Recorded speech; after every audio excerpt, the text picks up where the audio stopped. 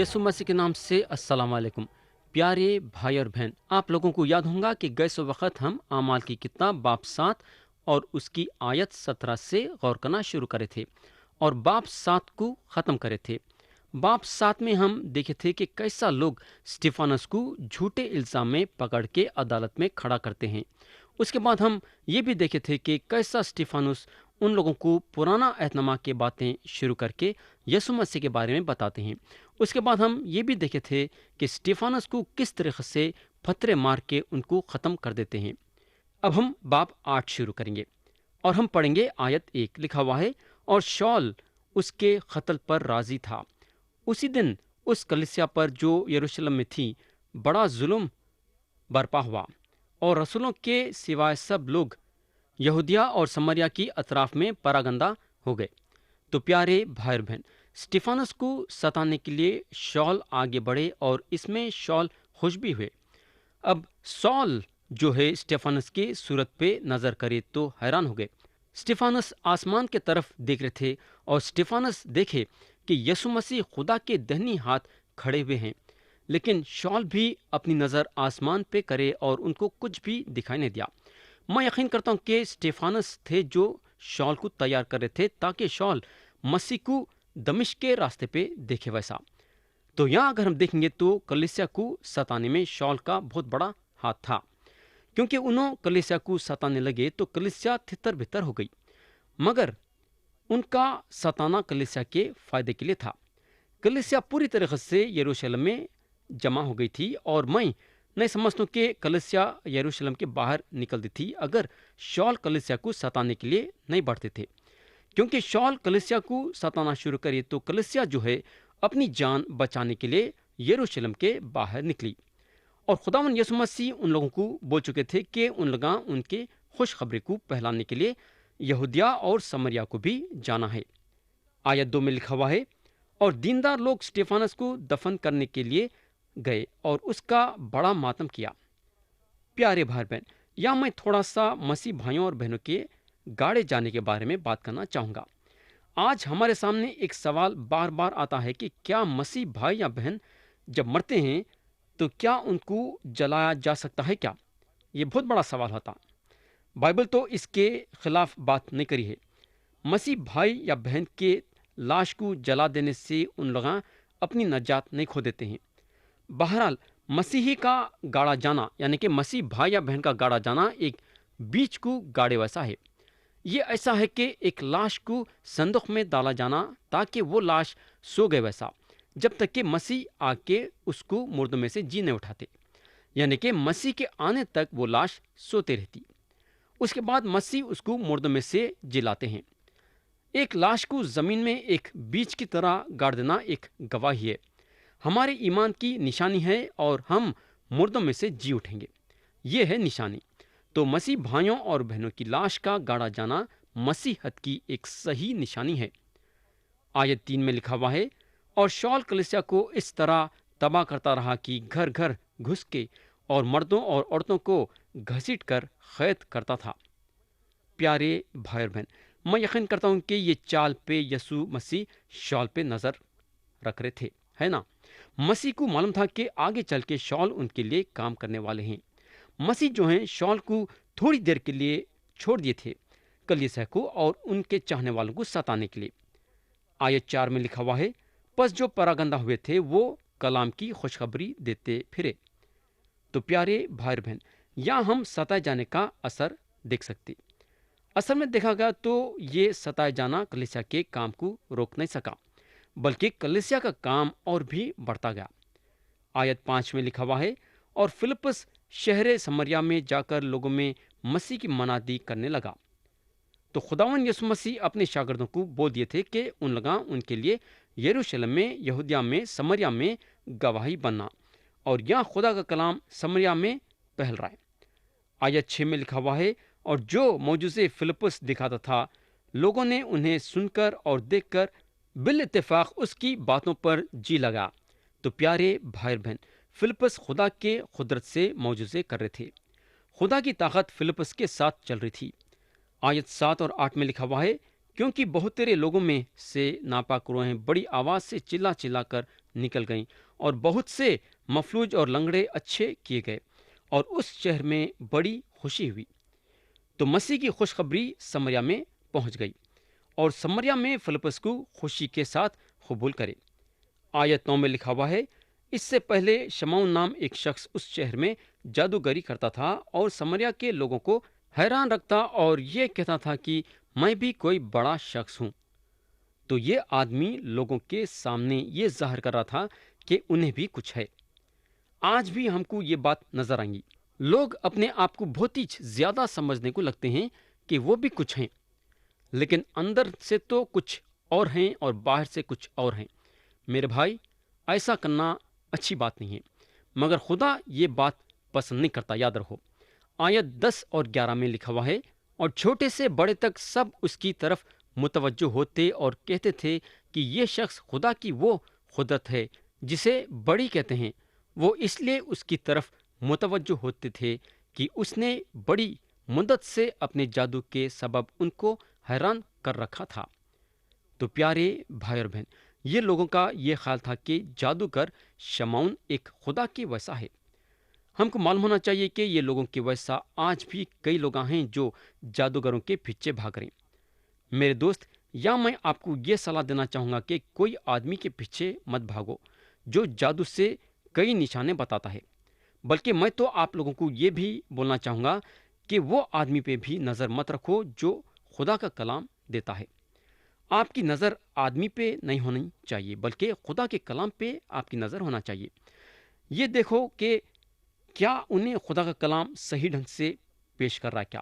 بولنے کا مطلب یہ ہے کہ اگر خدا پرست آدمی آپ کے پاس آتا ہے اور خدا کے کلام کو بانٹتا ہے تو اس میں یہ دیکھو کہ انہیں جو بول رہا ہے کیا وہ خدا کے کلام کے مطابق بول رہا ہے کیا۔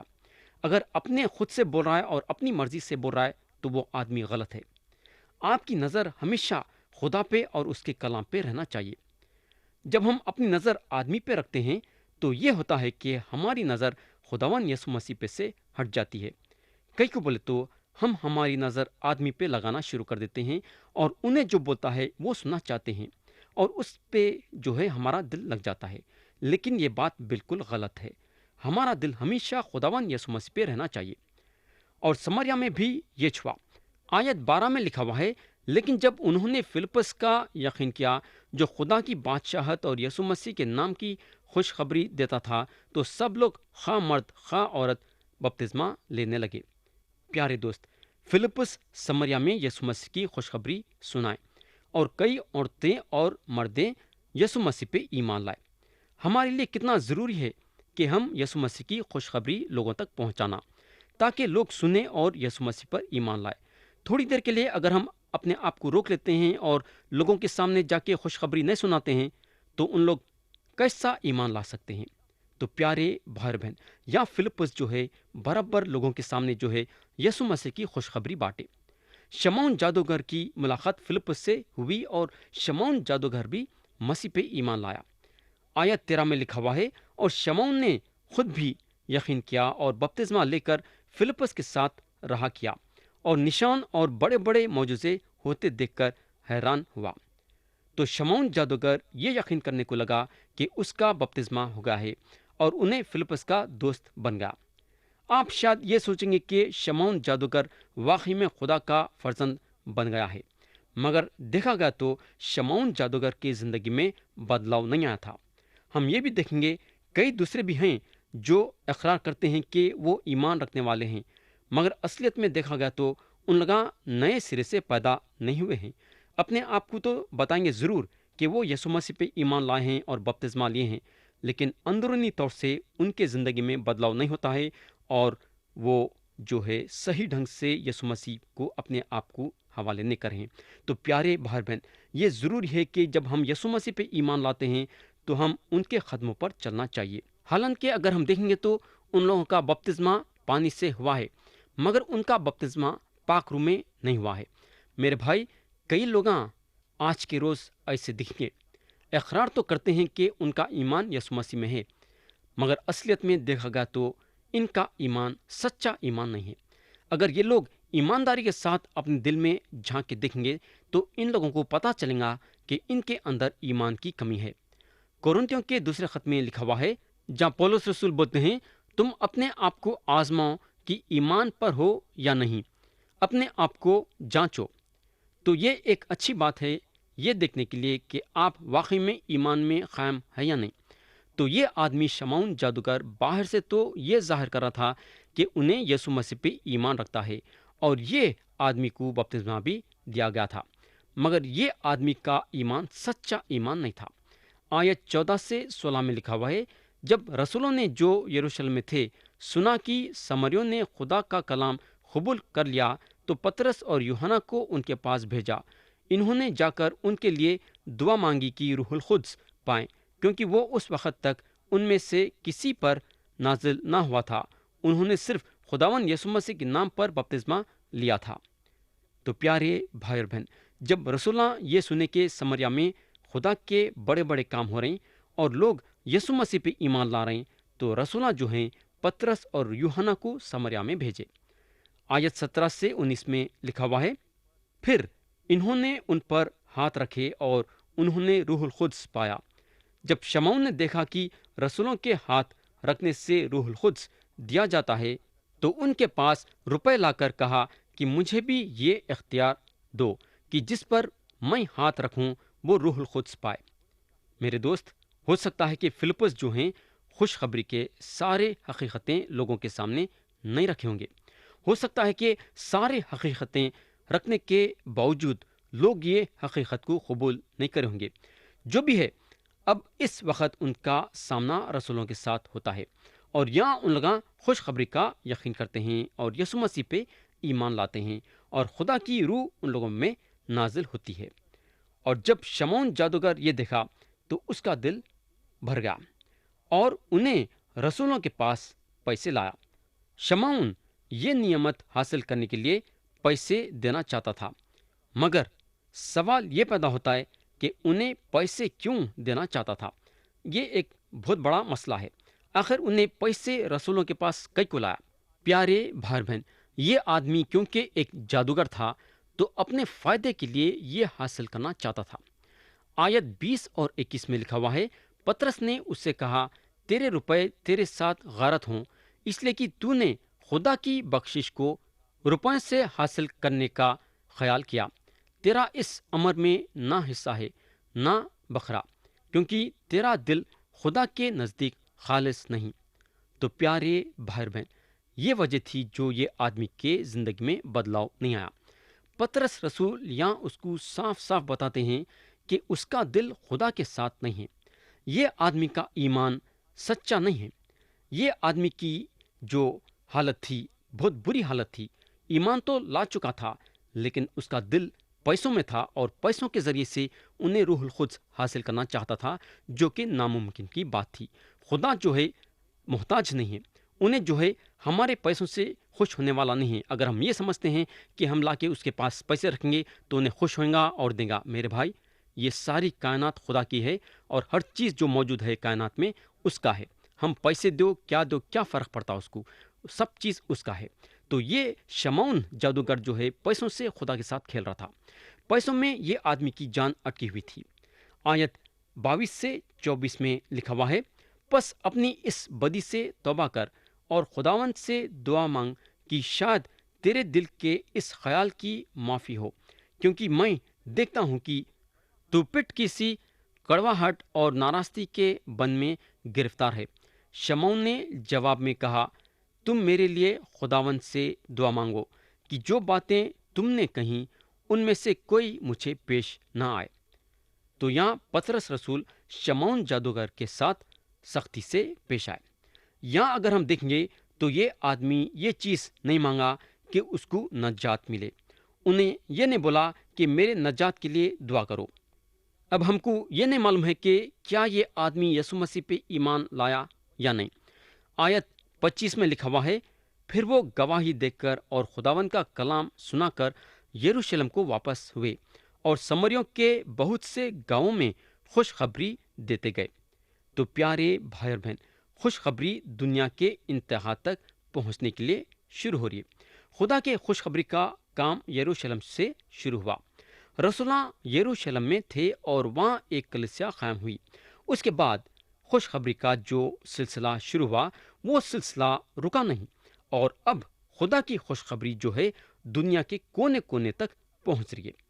آج اگر آپ دیکھیں گے تو ریڈیو کے ذریعے سے، ٹیلی ویژن کے ذریعے سے خدا کی خوشخبری دنیا کے کونے کونے تک پہنچ جا رہی ہے۔ آیت 26 میں لکھا ہوا ہے، پھر خداوند کے فرشتے نے فلپس سے کہا کہ اٹھ کر دکن کی طرف اس راہ تک جا جو یروشلم سے آزا کو جاتی ہے اور جنگل میں ہے۔ پیارے بھائی اور بہن، سمریا ایک ایسا حصہ ہے جو یروشلم کے شمال کی طرف پڑتا ہے۔ یہاں خدا کی روح فلپس کو ہدایت کری کہ انہوں دکن کے طرف جانا۔ اگر ہم دیکھیں گے تو فلپس جو ہے سمریا میں بھیڑ کے سامنے یسوع مسیح کی منادی کر رہے تھے، اور یہاں خدا ان کو بیابان میں بھیجاتا ہے۔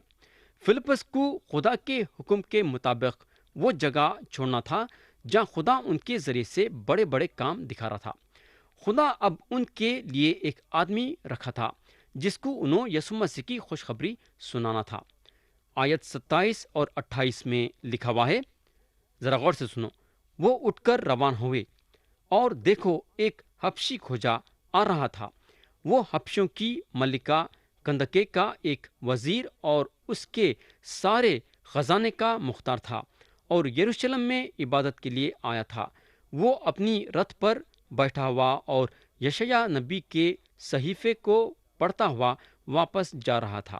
تو پیارے بھائی بہن، ہم یہاں دیکھتے ہیں کہ یہ حبشی کھوجا ملکہ کا سارے خزانے کا مختار تھا۔ یہ ایک ایسا آدمی تھا جو اکیلا سفر نہیں کر رہا تھا۔ یہ شک کی بات نہیں ہے کہ اس کے ساتھ بہت سے نوکر چاکر تھے اور بہت سارے چیزاں اس کے ساتھ تھے، یعنی کہ ملکہ کا خزانہ اس کے ساتھ تھا۔ یہ آدمی کندکے کا رہنے والا تھا، مگر یہ آدمی یروشلم کو آیا خداوند کی عبادت کرنے کے لیے۔ یہ آدمی کو خدا میں دل تھا، مگر یہ آدمی کو نجات کی ضرورت تھی۔ یہ آدمی یسوع مسیح کو جاننا اور ان پہ ایمان لانا ضروری تھا۔ تو خدا یہ آدمی کی ضرورت کو سمجھا۔ خدا جانتا تھا کہ یہ آدمی اپنی زندگی یسوع مسیح کے حوالے کرے گا، اس لیے خدا جو ہے فلپس کا انتظام کرا اس کو خوشخبری سنانے کے لیے۔ یہ آدمی کو مسیح کی خوشخبری سنانا ضروری تھا۔ آیت 29 سے 33 میں لکھا ہوا ہے، روح نے فلپس سے کہا کہ نزدیک جا کر اس رتھ کے ساتھ ہو لے۔ پس فلپس نے اس طرف دوڑ کر اس سے یشیاہ نبی کا صحیفہ پڑھتے سنا اور کہا کہ جو تو پڑھتا ہے اسے سمجھتا بھی ہے؟ وہ بولا، یہ مجھ سے کیوں کر ہو سکتا ہے جب تک کوئی مجھے ہدایت نہ کرے؟ اور اس نے فلپس سے درخواست کی کہ میرے پاس آ بیٹھ۔ کتاب مقدس کی جو عبرت وہ پڑھ رہا تھا یہ تھی کہ لوگ اسے بھیڑ کی طرح ذبح کرنے کو لے گئے، اور جس طرح برا اپنے بال کترنے والے کے سامنے بے زبان ہوتا ہے اسی طرح وہ اپنا منہ نہیں کھولتا۔ تو یہاں اگر ہم دیکھیں گے تو خدا کی روح فلپس کو آگے بڑھا رہی تھی۔ یہاں خدا کی روح فلپس کا استعمال کر رہی تھی۔ اور ایک بات یہاں یہ غور کرنے کی ہے کہ خدا کا کلام وہ رتھ میں موجود تھا، کیونکہ وہ حبشی کھوجا یسیاہ نبی کے کتاب میں سے پڑھ رہا تھا۔ حبشی کھوجے کو خدا کے کلام میں دلچسپی تھی، پڑھ رہا تو ضرور تھا مگر اس کو سمجھ میں نہیں آ رہا تھا کہ انہیں کیا پڑھ رہا ہے۔ تو جب فلپس اس کو پڑھتے ہوئے سنے تو اس کو پوچھنے کو لگے کہ جو تو پڑھتا ہے اسے سمجھتا بھی ہے؟ تو یہاں حبشی کھوجا پڑھنا روک کے فلپس کو اندر آنے کے لیے بلایا۔ پیارے بھائی بہن، اب سوال یہ پیدا ہوتا ہے کہ یہ حبشی کھوجا یسیاہ نبی کے کتاب میں سے کون سا حصہ پڑھ رہا تھا؟ ہم کو معلوم ہونا چاہیے کہ یہ حبشی کھوجا یسیاہ نبی کی کتاب باب 53 اور اس کی آیت 7 اور 8 پڑھ رہا تھا، اور یہ پکی بات ہے کہ کھوجا جو ہے یہ حصہ کافی وقت سے پڑھ رہا تھا ہوگا۔ تو یہ پکی بات ہے کہ جب انہیں 7 اور 8ویں آیت پڑھا ہے تو انہیں آیت 3 سے 6 بھی پڑھا ہوگا، جہاں لکھا ہوا ہے، وہ آدمیوں میں حاقر و مردود، مرد غمناک اور رنج کا آشنا تھا۔ لوگ اس سے گویا روپوش تھے، اس کی تحقیر کی گئی، اور ہم نے اس کی کچھ قدر نہ جانی، تو بھی اس نے ہماری مشقتیں اٹھا لیں اور ہمارے غموں کو برداشت کیا۔ پر ہم نے اسے خدا کا مارا کوٹا اور ستایا ہوا سمجھا، حالانکہ وہ ہماری خطاؤں کے سبب سے گھائل کیا گیا اور ہماری بدکاری کے باعث کچلا گیا۔ ہماری ہی سلامتی کے لیے اس پر سیاست ہوئی تاکہ اس کے مار کھانے سے ہم شفا پائیں۔ ہم سب بھیڑوں کی مانند بھٹک گئے، ہم میں سے ہر ایک اپنی راہ کو پھرا، پر خداوند نے ہم سب کی بدکرداری اس پر لا دی۔ تو پیارے بھائی اور بہن، خدا فلپس کے ذریعے سے حبشی کھوجا کو مسیح کے پہچان میں لانا چاہتا تھا۔ اتنے بڑے بھیڑ میں سے فلپس کو نکال کے یہ ایک انسان کے پاس لایا تاکہ فلپس اس کو خوشخبری سنائے اور وہ یسوع مسیح پہ ایمان لائے۔ پیارے بھائی بہن، خدا کو کیا ضرورت تھی فلپس کو وہ بھیڑ میں سے نکال کے یہ ایک انسان کے پاس لانے کے لیے؟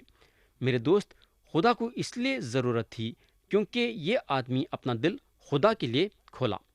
خدا ہر وہ انسان کے پاس آنے کے لیے تیار ہے جو اپنا دل اس کے لیے کھولتا ہے۔